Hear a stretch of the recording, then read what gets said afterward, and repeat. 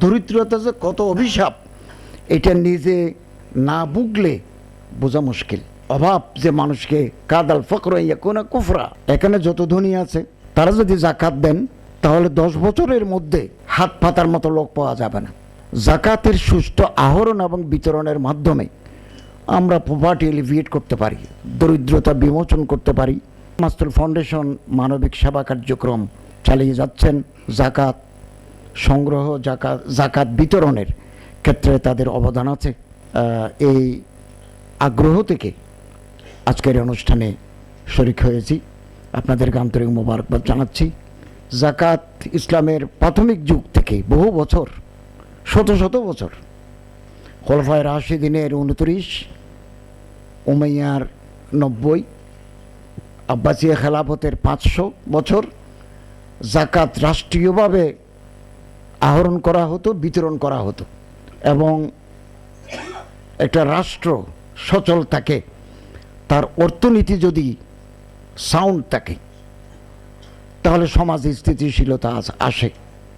আর দরিদ্রতা যদি পেয়ে বসে কোনো সমাজকে, কোনো দেশকে, এই দেশ মাথা উঁচু করে থাকতে পারে না। জাকাতের সুষ্ঠু আহরণ এবং বিতরণের মাধ্যমে আমরা পভার্টি এলিভিয়েট করতে পারি, দরিদ্রতা বিমোচন করতে পারি এবং বিদেশের কাছে হাত পাতার এই যে প্রবণতা, দুঃখজনক প্রবণতা, ওটা থেকে আমরা মুক্তি পেতে পারি। হযরত ওমর রাদিয়াল্লাহু তাআলা আনহুর জামানায় মিশর সহ বহু প্রভিন্সে জাকাত আহরণ করে বিতরণ করার মতো লোক পাওয়া যায় নাই। আমাদের দেশেও স্কলাররা হিসাব করে দেখিয়েছেন, এখানে যত ধনী আছে তারা যদি জাকাত দেন, এগুলো যদি প্রপার বিতরণ করা হয়, ডিসবার্সমেন্ট করা হয় among the poor and destitute people of this society, তাহলে 10 বছরের মধ্যে হাত পাতার মতো লোক পাওয়া যাবে না। আমি যে দেশ থেকে চিকিৎসা নিয়ে এসেছি, আমি কিছু সৎকা করতে চেয়েছিলাম। আমি একা, আমার সাথে ডাক্তার আছেন সাথে, ওনাদেরকে নিয়ে আমি স্ট্রিটে একটা মাত্র ভিক্ষুক পেয়েছি। ব্রিজ এন্ড ডিসি এলিভেট এক্সপ্রেসের নিচে একজন মাত্র ভিক্ষুক পেলাম। ভিক্ষুক নাই। এ হাতের চাইতে এ হাত উত্তম, এ হাতে দে, এ হাতে লয়। আলিয়াদুল আলিয়া মিন খায়রিয়াতিস সুফলা। নিচের হাতের চাইতে উপরের হাত উত্তম। কিন্তু আমাদের রাষ্ট্রীয়ভাবে ইসলামী শরিয়ার অনুপস্থিতির কারণে, for years together absence of শরিয়া ল, জাকাত দেওয়া নেওয়া, জাকাতের এই ইনস্টিটিউশন ডেভেলপ করে নেয়, গ্রো করে নেয়। এবং ব্যক্তিগত পর্যায়ে জাকাত কেউ ইচ্ছে করলে দেয়, কেউ ইচ্ছে করলে দেয় না। সৌদি আরবে কিন্তু ম্যান্ডেটরি। রাষ্ট্রীয়ভাবে আমাদের জাকাত বোর্ড আছে ইসলামিক ফাউন্ডেশন। আমরা এক বছরে 11 থেকে 12 কোটি টাকা আহরণ করি মাত্র, কিচ্ছু না। এবং আমরা এগুলো আহরণ করে 80%, 80% আহরিত এলাকায় বিতরণ করি জেলা প্রশাসকদের মাধ্যমে, ইউনোদের মাধ্যমে। অত্যন্ত ট্রান্সপারেন্সি আছে এখানে, 1 টাকা খেয়ে ফেলার কোনো সুযোগ নাই। কিন্তু আমাদের মোটিভেশন, মোবিলাইজেশন কম হওয়ার কারণে আমরা বেশি টাকা আহরণ করতে পারি নাই। তারপরে আমরা গরিব, দুঃখী, এবং আমরা জাকাতের অর্থ দিয়ে সেলাই প্রশিক্ষণের এগুলো দিই, এটা হসপিটালের ওষুধ সাপ্লাই করি। এ সমস্ত কর্মকাণ্ড গভর্নমেন্ট চালায়, মাসুল ফাউন্ডেশনও চালাচ্ছে। এই ইনস্টিটিউশনকে আমাদেরকে পপুলারাইজ করতে হবে এবং সেন্টার ফর জাকাত ম্যানেজমেন্টও খুব ভালো কাজ করে যাচ্ছেন। ধনীদের হাতে অনেক টাকা, এই টাকাগুলো নিয়ে আমরা যদি সমাজের বঞ্চিত, সুবিধা বঞ্চিত, অসচ্ছল, দরিদ্রতা যে কত অভিশাপ এটা নিজে না বুঝলে বোঝা মুশকিল। অভাব যে মানুষকে কাদাল ফকর ইয়াকুনা কুফরা, অভাবের কারণে মানুষ নাফরমান হয়ে যায়।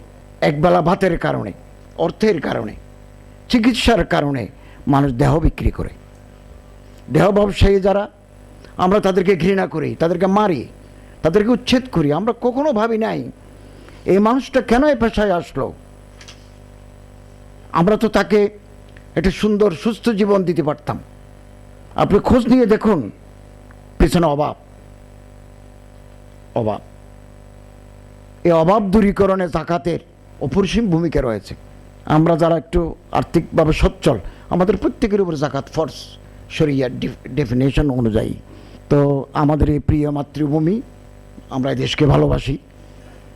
এই দেশ একটা দুর্নীতিমুক্ত, ইনসাফ ভিত্তিক একটা সমাজ প্রতিষ্ঠিত হবে, এই স্বপ্ন আমরা হৃদয়ে লালন করি। এবং আগামী দিনে যে নির্বাচন হবে, এটা বাংলাদেশের ইতিহাসে এটা গৌরবময় ইতিহাস রচিত হবে।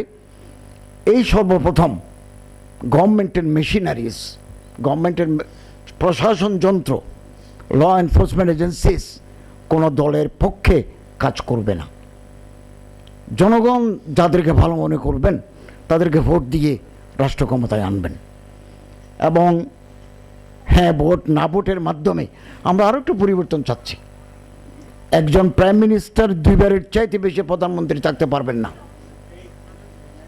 আমেরিকায় পারে না, ব্রিটেনে পারে না। আপার কাউন্সিল, এটা আমাদের দেশে কোনোদিন ছিল না। এই আপার কাউন্সিলটা চালু হবে যাচ্ছে। রাষ্ট্রপতি, প্রধানমন্ত্রী শাসিত সরকারে রাষ্ট্রপতির কোনো এক্সিকিউটিভ পাওয়ার নাই। আমরা চাচ্ছি রাষ্ট্রপতির হাতে কিছু ক্ষমতা থাকুক, কারণ দেশের ক্রাইসিসে রাষ্ট্রপতি দেশের হাল ধরেন। আমরা যখন 24 সালের 8ই আগস্ট শপথ নিলাম রাতে, তখন তো সরকার ছিল না, তখন রাষ্ট্রপতি নিয়ামক শক্তি। কিন্তু আমরা এমনভাবে কনস্টিটিউশন করেছি, রাষ্ট্রপতির কবর জিয়ারত, বাণী দেওয়া, বিভিন্ন দিবস উপলক্ষে ভোজসভার আয়োজন করা, বিদেশি এনভয়েসদের ক্রেডেন্সিয়াল গ্রহণ করা ছাড়া ওনার কোনো পাওয়ার নেই। আমরা এই গণভোটের মাধ্যমে প্রেসিডেন্টকে আমরা ক্ষমতা দিতে চাচ্ছি, ক্ষমতার এক্সিকিউটিভ ক্ষমতার একটা অংশ বানাতে চাচ্ছি। বিরোধী দল থেকে ডেপুটি স্পিকার করার আমরা প্রস্তাব করেছি। অতএব আমরা এখানে যারা আছি, আমাদের দায়িত্ব হচ্ছে হ্যাঁ ভোটের পক্ষে জনমত তৈরি করা। এবং আমরা আশাবাদী অল্প সময়ের মধ্যেই আমরা আমাদের এই দেশকে আমরা একটা সুন্দর আদর্শিক দেশে পরিণত করতে পারবো। আমরা হতাশ হব না। এবং গ্রিক মনীষী সক্রেটিস এর একটা কথা দিয়ে শেষ করতে চাই। Happiness is seeking no more but earning of capabilities to less. কেন আমরা টাকা লুট করি? 13টা ব্যাংক থেকে একটা কোম্পানি 200 কোটি টাকা লুট করে নিয়ে গেছে। More and more, R more and more, আমার আরও দরকার, আরও দরকার। এই সিকনেস পরিহার করতে হবে। এই যে সিকিং টু মোর, আরও দরকার। আমরা এমন সক্ষমতা অর্জন করব যাতে করে আমার অল্পতে আমি তুষ্ট থাকব। Capability to develop capabilities in ourselves to less, অল্পের উপর আমরা তুষ্ট থাকব। সারা বাংলাদেশের মানুষ যদি আমরা এটা মেনে চলতে পারি, আমাদের এই দেশ পৃথিবীর বুকে একটা উন্নত দেশে পরিণত হবে। আমি মাস্টার ফাউন্ডেশন কর্তৃপক্ষকে আন্তরিক অভিনন্দন জানাচ্ছি।